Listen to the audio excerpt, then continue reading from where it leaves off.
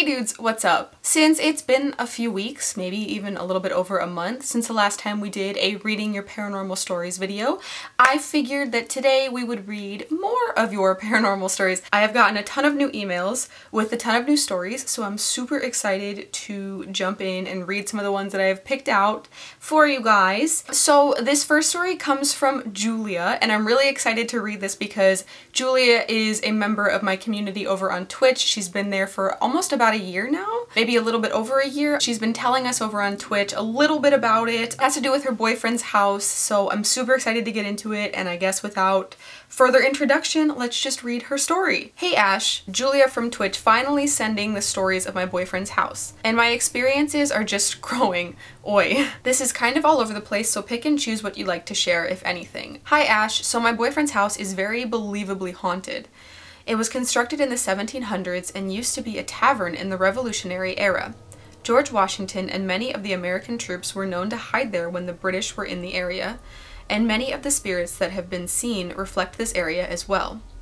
His whole family has experienced unique encounters, and since I began dating him a couple years ago, I went from having my first paranormal experience to having several. His mother has seen a light figure of a colonial woman with long, dark hair on multiple occasions, in a long dress and bonnet walking through their hallway, into their master bedroom, and passed through his parents' closet, disappearing into thin air.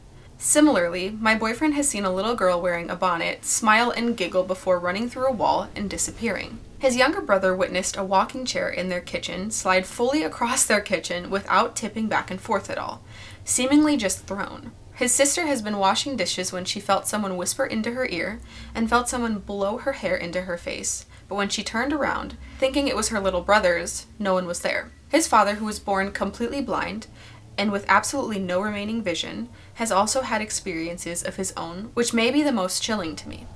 During dinner, he has felt someone grasping at his shoulders and blowing his hair. Thinking that somebody was playing a trick on him, he would ask who was behind him, but his whole family was eating at the dinner table in front of him, and no one saw anything. My first encounter was about a year ago when I was trying to fall asleep. While I have terrible insomnia, I do not mistake this for a dream or even a dreamlike state. I was very much wide awake. When I turned over to my boyfriend, I put my hand on his chest when I first heard a voice in my left ear seemingly screaming, but it was only as loud as a whisper, saying, "No," as if I shouldn't touch him. While I wasn't frightened, the voice was very low, guttural, and did not sound human. I also have seen quick-moving black figures in his mirrors, but nowhere else in the room. Every night at 3 a.m., one of his lights goes on by itself, and even after turning it off, it will relight itself within minutes until the clock hits 4. Since these incidents started occurring, whenever I am alone in his house, I have heard either loud, drawn-out scratching that cannot be explained, or knocking behind me on the walls when I am alone. His bedroom is on the 2nd floor, and this happens during the day, with no trees or animals around to explain. What is the most unsettling to me is that on several occasions, I have heard the voices of his mom, and my boyfriend from the doorway to his house, greeting me in their unique ways that they would normally greet me. I think there is an entity that is trying desperately to enter his house. Last week he anointed his door with holy water in hopes that this would dispel anything further. An hour later when he left, he heard my voice coming from the doorway when I didn't say a word and there was no ambient noise. With centuries of history at his house, I cannot fathom that there wouldn't be company there. Thanks for listening, lady. You are so sweet.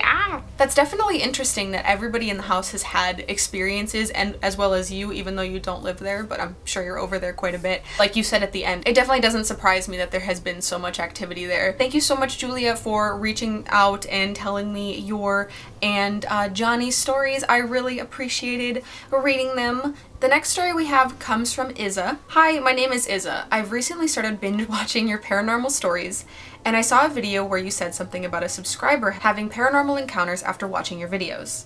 I've always had weird / creepy / sad paranormal encounters since when I was young. At first I thought, well, that's not true, they could be lying, but I was wrong. After a week of binge watching your videos, I have had so many paranormal, creepy, sad encounters. I work at a pediatrics clinic, and the clinic I work at has recently closed due to COVID. That office has always given me creepy vibes. Don't get me wrong, it's a beautiful building, but it scares the shit out of anyone who stays after hours to finish up work. On Tuesday, my boyfriend and I were getting ready to go to lunch We stay in the building in case some patients show up there instead of the new office or if we have any mail deliveries. We heard something loud from the other side of the room. I looked at my boyfriend and asked if he heard that. He just shook his head yes. I nervously laughed and said, well, maybe the boss is still here. We locked the front door. My boyfriend went to lock the boss's office. We turn the alarm on every time the building is empty so no one can come in. To our surprise, the boss had left. At first, I thought I was going crazy hearing and seeing shadows at the office. We came back from lunch as usual, and we come in, turn the alarm off, and unlock the front door. It was normally the time our boss comes back to the office. At exactly 2:30 p.m., I heard the back door open. It's a heavy metal door that once you put the pin to unlock the door, you really have to pull on it to open. And when it closes, even lightly, it sounds like it's being slammed. I looked at my boyfriend because I heard it and heard footsteps coming down the hall to where I sit. When I looked at the hallway, there was no one there. I looked at my boyfriend shocked, like I wanted to leave, but we don't get out until 5 p.m.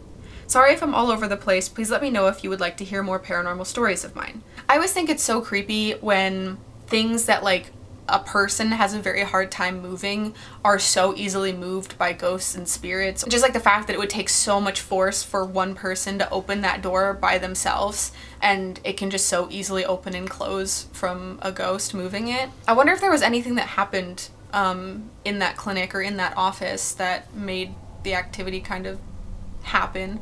The next story we have tonight comes from Andrea, and she says, "Hey Ash, my name is Andrea.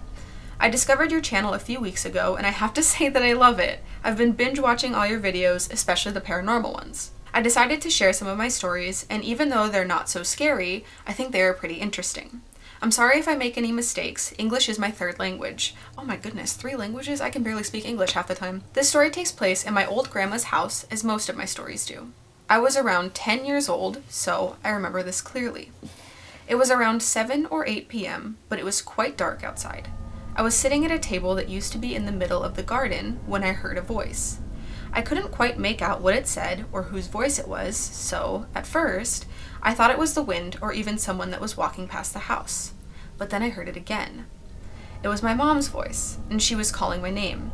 This didn't surprise me because she usually picked me up around this time to go home, so I got up and walked to the front part of the house to see if her car was there.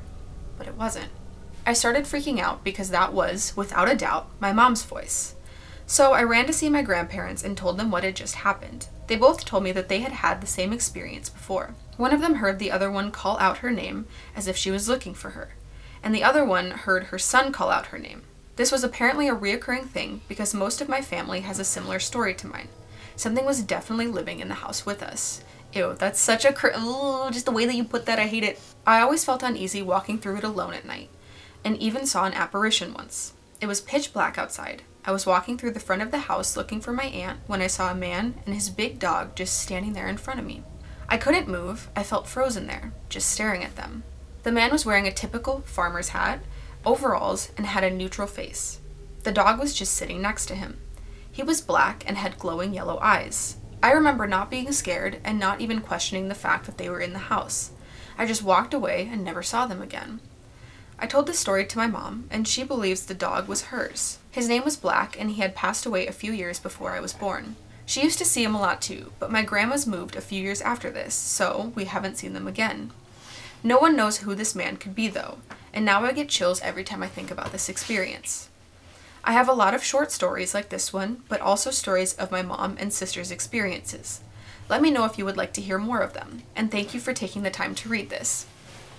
Oh, my animals are making so much noise. I know that Brandy was making a bunch of noise during that story, so I'm sorry if you heard anything. It wasn't paranormal activity, it was just paranormal Brandy. That was so cool that you got to see your mom's dog and that she had seen it a few times beforehand. That's so cool. I love when pets come back. I've heard people's stories of like their cat sleeping with them at night, like they just feel like a little indent next to them, like where their cat used to sleep all the time. I just think they're so sweet and wholesome. Obviously to animals, like you are their whole life, their whole being. And so when they come back to see you, I just find it so sweet. This next story that I have is pretty long and the person prefers to remain anonymous, so I'll just jump into it. The email is titled, "I think I encountered a poltergeist in France." I'm intrigued. Also, sorry it's getting dark. It's like 6:30 p.m. and the sun's going to be setting probably in like 30 minutes. I did not have time to film earlier today, so you're gonna have to deal with a little bit of a dark video, so sorry. Hi Ash, I'm a subscriber from the UK and I've been watching your videos for a while now. I love your paranormal stories and I think you'll be interested in an event which happened to me some years ago. It's quite a long one, so I'll just dive in. When I was 14 years old, my grandparents took my best friend and I on a 10-day holiday vacation to France. My grandfather wasn't overly keen on hotels, preferring the more homely appeal of renting a villa for a week.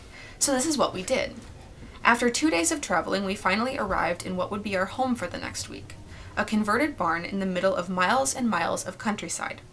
When I say this would have been the perfect setting for a slasher horror movie, I mean that with all seriousness. It was about a mile from the main road, down a dirt track, and there were no other houses for miles and miles in any direction. This is relevant later in the story. I'd say the closest that I remember seeing was about 5 miles away. The house had a long stone driveway that was surrounded by cornfields and woodland with a big picnic table and a swing set just outside the front door. It was truly beautiful, but would become a living hell for my friend and I.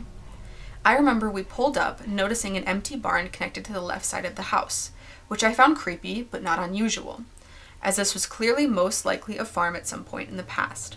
We were greeted by the owner and shown around.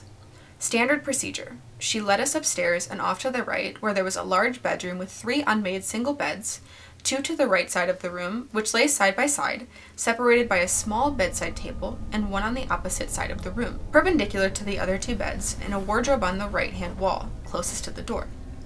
My grandparents' room was on the opposite side of the landing to ours. As soon as I walked into what would be my friend and I's room, I felt uneasy. I couldn't put my finger on why, and put it down to a bit of homesickness and missing my own bed after 2 days of traveling. The owner was chatting to my granddad in French while she threw blankets on one of the side-by-side beds and on the bed on the opposite side of the room, leaving the bed closest to the wall connected to the aforementioned empty barn. Empty. I found this so odd at the time. Of course my friend and I would want to sleep close to each other, but assumed she had just thought we wanted some privacy at night, and there being a language barrier, I wondered if we had unknowingly agreed to asking her if this was our preference. So she left and we started with our trip. Day 1 was pretty great. We went to the beach, shopping and out for a meal, the usual holiday activities. The morning of day 2, I woke up to a text. I got out of bed and grabbed my phone from the chair on the opposite side of the room, then climbed back in bed to read it. It was only then that I realized I had left my phone on the table beside my bed when I went to sleep the night before. My friend had fallen asleep before me, and I'm an extremely light sleeper, so I would have heard her get up. This wasn't the only time that week that I woke to find my phone had moved. In the end, I had to concede to leaving my phone on the chair to stop its nightly trip across the room. I also realized that all of the buttons on my pajama top were undone. I found it a little weird, but figured I had just had a rough night of tossing and turning. This is when it started to get really odd. So night 2, we stayed up late with my grandma, just chatting and watching some TV. As it gets to around 1 a.m., I swear I could hear children laughing and singing outside. There's no way I would have been able to hear children. It's 1 a.m. and we were in the middle of nowhere. I brushed it off until my friend said she could hear it too. Then she told us that the previous night she had heard a young girl's voice, singing what appeared to be a nursery rhyme in French, but she thought she had just been in one of those half-asleep states and imagined it. Now, I should probably mention that on the second day of our trip, Mother Nature had rocked up to pay me one of the harshest visits of my life. At the time, I had just felt disgruntled that my swimming prospects had been ruined. But what could I do? Now I wonder if that played a part in all this. I don't profess to be a paranormal expert, but isn't that how poltergeists are manifested? From hormonal teenage energy? Anyway, so it came to night 3 and we were feeling pretty freaked out. We stayed up as late as possible, talking and keeping every light on that we could. My grandfather was a deeply religious man and didn't believe a word we were saying, but my grandma did. She had seen someone sitting in a chair in the living room on our first night there, but she had been the only one up at the time. She also recalled how she thought to herself that a sticker used to deter insects, which placed on the 7-foot windows, was ridiculously high, and why hadn't the owner just placed it lower down? The night after, the sticker had moved down the window a good 3 feet. After that, things just seemed to get worse. We heard voices, we saw movements, we would go to sleep with the lamp on and wake up with the lamp off, and a completely different light switched on. my skeptical grandfather told us someone must have been coming in and cleaning for us while we were out and moving things, or my friend had been playing tricks on me. I knew she wasn't. She was just as genuinely terrified as I was, and despite being the biggest arachnophobe, was preferring sleeping downstairs on a spider-ridden sofa bed, which was possibly more unnerving than the paranormal stuff, than in the nice, clean beds. We also highly doubted someone was coming in and cleaning for us, as this was never mentioned by the owner of the house, and we also never noticed anything downstairs being moved or tidied away. We had a day or two where very little happened, and we started to relax a little. We shouldn't have. A few days later, we were in the car to head off on a day trip, and my grandfather commented that all of the mirrors had been moved inside and outside of the car, into a downward position, something which was only achieved by pressing a few buttons inside the car. It wasn't until years later that my grandmother recalled that on the night before that happened, she had heard children laughing and noises outside, and upon looking out of the window, she saw the interior light on in the car, which still gives me chills to this day. I'm shocked that your battery wasn't drained. On our penultimate day in hell, my grandmother had opted to stay behind while we went into town to do some shopping and sightseeing. We were gone for around 4 hours, and she had sat in the garden the whole time, and hadn't seen or heard a single soul walk by. Upon our return, I ran upstairs to grab something from our room, when I noticed my bed covers had moved. I looked on the floor assuming they'd fallen down, as I jumped out of bed that morning, but they were nowhere around. I searched for a good 10 minutes, then finally found them shoved in a cupboard of books on the opposite side of the room, and I lost it. I screamed and my grandmother came running up. She was a tough woman and very matter-of-fact. She had been a nurse and had seen a lot in her day. She had had enough. She started screaming at whatever it was to leave and taking photographs of every corner of the room. I was never allowed to look at these photos, and both of my grandparents died a few years ago now, so it's likely I never will. My friend and I were crying and just wanted to leave. Once we all calmed down, we went back downstairs, and my grandfather said he'd treat us to dinner out. We had a lovely time, not worrying about anything, and finally feeling like we could enjoy our time there. Oh no, we had annoyed whatever was in our villa, and it wanted us to know. We returned home to find my blankets on the floor, a drawer in the bedside cabinet open, and as I sat down on the bed, I immediately fell straight through it. We lifted the mattress and discovered 3 of the wooden slats underneath the mattress had been lifted from their place and thrown on the floor. We only had one more night to endure, so we all slept downstairs and left as early as possible the next morning. As we were leaving, my grandmother mentioned to the owner about the hell we had been through, and the owner proclaimed to not speak any English, despite having a fair understanding of what we were saying to her when we had arrived earlier that week. I feel she knew exactly what was in that place, but didn't want to put us off.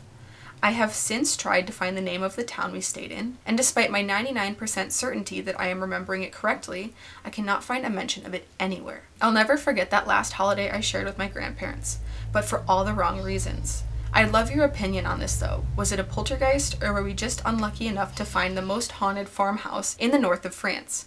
I hope you liked this story, and thank you for taking the time to read it.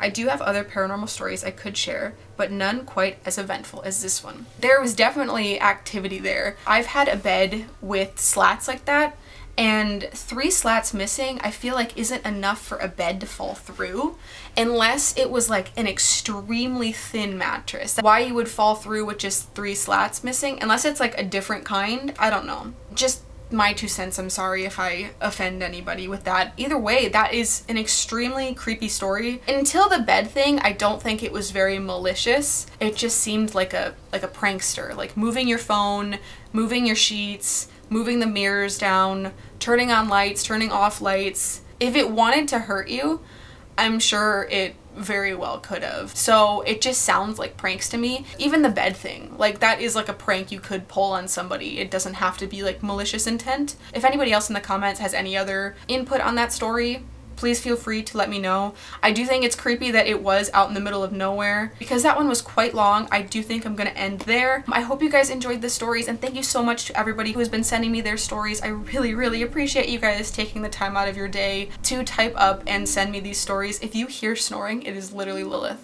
If any of you have not sent me your stories and you would like to, please send your stories to ashparanormalstories@gmail.com. I'll put it across the screen right here and then also in the top bar of the description. But other than that, I'm gonna go. I think Brandy wants attention. Thank you guys so much for watching. I love you guys, and I'll see you guys next time. Bye, everybody. Samu. Similarly,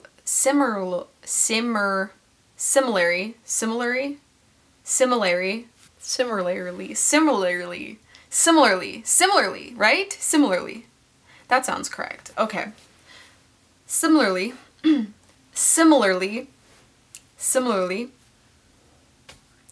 similarly, similarly, similarly, similar.